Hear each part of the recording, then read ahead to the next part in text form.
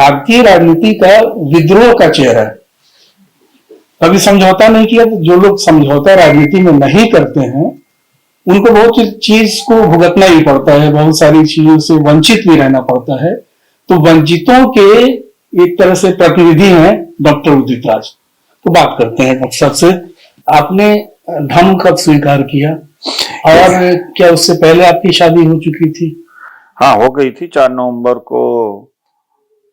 2001 को किया था। और उसमें किसी किस्म का विरोध हुआ था? बहुत ज्यादा विरोध हुआ था। RSS और विश्व हिंदू परिषद ने बहुत विरोध किया था। इतना तक विरोध किया था कि अभी तो दोनों लोग जिंदा नहीं है। एक सुरेश दीवान जी हुआ करते थे, प्रिंटर थे, उनको प्रिंटर थे, हमारे साथी थे। और यहाँ एक पन्नैया का IPS अफसर थे, उनको बुला के कहा कि सावधान कर दीजिए, उनके जीवन के ऊपर खतरा है। अच्छा। और यह भी प्रचार हो रहा था कि ये जो ईसाई भी बना रहा है। जैसे कि काफका की एक किताब है मेटामॉर्फोसिस, जिसमें कायांतरण की बात करती है, कैसे इंसान अपने आप को बदल लेता है। तो दो चीजें, एक तो आपके अंदर ये इरादा कैसे बना कि रामराज से उदित राज बन जाऊं, दूसरा धम्म स्वीकार करने का भी एक संकल्प आपके मन में कैसे आया? देखिए, नाम बदलना कोई जरूरी नहीं था। Absolutely there was no need to change the name, क्योंकि आप किसी भी धर्म में जाकर के वही से नाम से रह सकते हो जी। लेकिन मैंने खास तौर से ये जो अम्बेडकराइट हैं इस देश में, जो दलित हैं, इनके लिए कहा कि अगर तुम धर्म परिवर्तन कर रहे हो, बौद्ध बन रहे हो, तो मतलब ये कि पूरा कायाकल्प होना चाहिए, संस्कार बदलने चाहिए, जातियों के बंधन को तोड़ो। तो इसलिए कि एग्जाम्पल सेट किया कि रामराज से उदित राज हुआ। हम पूरा संस्कारी चेंज करते, जो पास्ट है उसको मैं पूरी तरह से त्यागता हूं। लेकिन उसके बाद में मुझे निराशा बहुत हुई। अभी क्या है कि एक तरफ अपने आप को अम्बेडकरवादी भी लोग कहते हैं और दूसरी तरफ 100% जाति की सीमा से बाहर निकल नहीं पाए। अच्छा, रात दिन बैठ करके कोसते हैं ब्राह्मणों को, अपर कास्ट को, कि इन्होंने छुआछूत किया, जात पात किया, धन धरती से वंचित किया।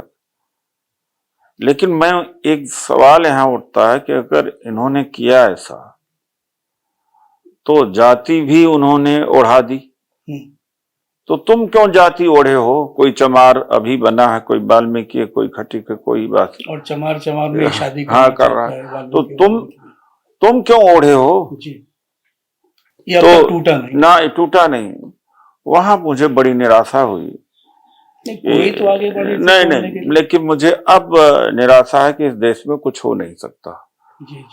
जाति टूट नहीं सकती, कितना भी कोशिश। जैसे मायावती अपने वोट बैंक को जाति आधार पर यही नहीं, वो जाति आधार पर वोट तक करें वो अलग बात है। इंटरनली बैठ करके हर नेता अपनी जाति को अलग बैठा के कहता है, देखो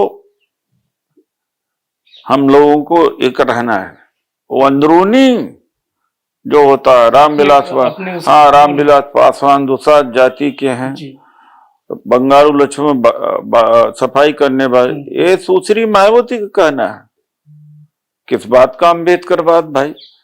तुम क्यों ब्राह्मणों को गाली देते हो, क्यों अपर कास्ट को कहते? जो उन्होंने, अगर मान लीजिए जाति तुम्हारे ऊपर थोप दी दे, तो ये तुम्हारे ऊपर है कि तुम स्वीकार करो अस्वीकार करो। खुद तो अस्वीकार करते नहीं हूं, जाति तोड़ते नहीं हूं। डॉक्टर साहब, आज की राजनीति पर हम थोड़ी बात कर लेते हैं। आप अभी हाल में कल ही दिल्ली में एक बड़ा समाजवादी पार्टी के बहुत सारे कार्यकर्ता कांग्रेस में शामिल हुए। तो क्या ये जो मध्य प्रदेश में जिस तरह से सीटों को लेके आपस में विवाद हुआ, फिर 40 सीटों पर समाजवादी पार्टी ने अपने कैंडिडेट्स उतारना तय कर दिया था, उस स्कोर को सेटल करने के लिए आप लोगों ने दिल्ली में समाजवादी पार्टी के बहुत सारे कार्यकर्ताओं को, क्योंकि उस मंच पे आप भी थे, अरविंदर सिंह लवली भी थे, तो आप लोगों का क्या ये इनिशिएटिव था कि चलिए हम यहाँ कुछ स्कोर सेटल करते हैं? नहीं, वो समाजवादी पार्टी के नहीं थे। अच्छा, अखबारों में तो यही नहीं, वो गलत लिखा है। हमने जो ज्वाइनिंग करवाई थी वो कांग्रेस से पहले गए थे वही लोग थे, समाजवादी पार्टी के नहीं थे। अच्छा, कोई और अरविंदर सिंह लवली जी ने किसी और को ज्वाइन किया होगा जिसमें समाजवादी पार्टी के लोग हों, मेरी जानकारी में नहीं है, हो सकता है उन्होंने कराया हो। जी जी जी। तो मध्य प्रदेश में जो कुछ हुआ उससे आपको लगता नहीं कि इंडिया गठबंधन में थोड़ी बहुत मतभेद, कुछ ऐसी चीजें? देखिए, ऐसा है कि जबकि 14 सितंबर को मुझे जहां तक ध्यान है कि शरद पवार के नेतृत्व में 14 सदस्यीय एक कोऑर्डिनेशन कमेटी बनी थी कि भाई पार्टी जो भी अगले आने वाले चुनाव हैं उसमें सीट शेयरिंग को लेके हम एक रणनीति तय करें।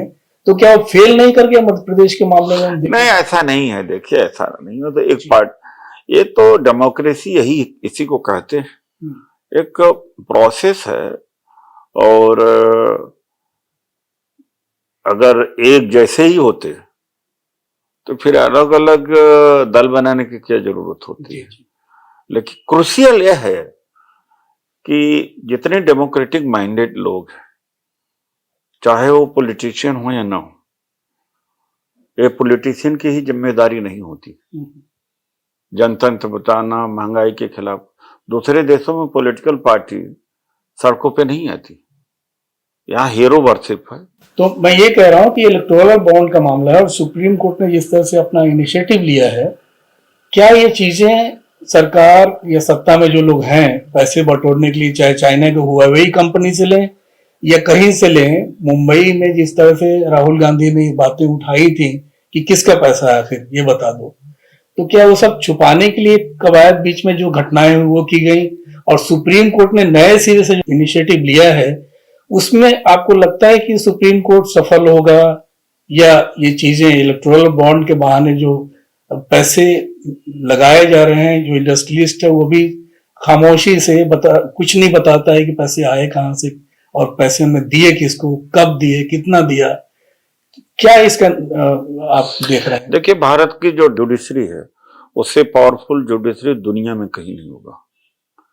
जजेस जज को नियुक्त करते हैं, लेकिन चंद्रचूड़ जी के पहले, रमन्ना के पहले ऐसे जजेज आए जो बिके। Head matters a lot. अब जब से चंद्रचूड़ आए हैं, इसके पहले रमन्ना का भी टाइम ठीक था जी। तो कुछ बैलेंस जजमेंट है। लेकिन यह देश में कास्ट, क्रीड, रिलीजन और व्यक्तिगत लाभ ये प्रायोरिटी होती है। तो जजेज जो है या नहीं है कि वो परफेक्ट है। और इलेक्टोरल बॉन्ड को मैं सीधा कहता हूं ये डकैती है, काला धन है। ये बीजेपी ने ऐसा कानून बनाया कि इलेक्टोरल बॉन्ड कोई भी कहीं से पैसा दे उसके नाम पर खुलासा नहीं होगा। केवल बीजेपी के पास में ये सोर्स है जानने का कौन किसको पैसा दे रहा है, क्योंकि सरकार उनकी। तो आपको लगता है कि सुप्रीम कोर्ट से इस समय एक बड़ी उम्मीद की जा सकती है? बिल्कुल करता हूं।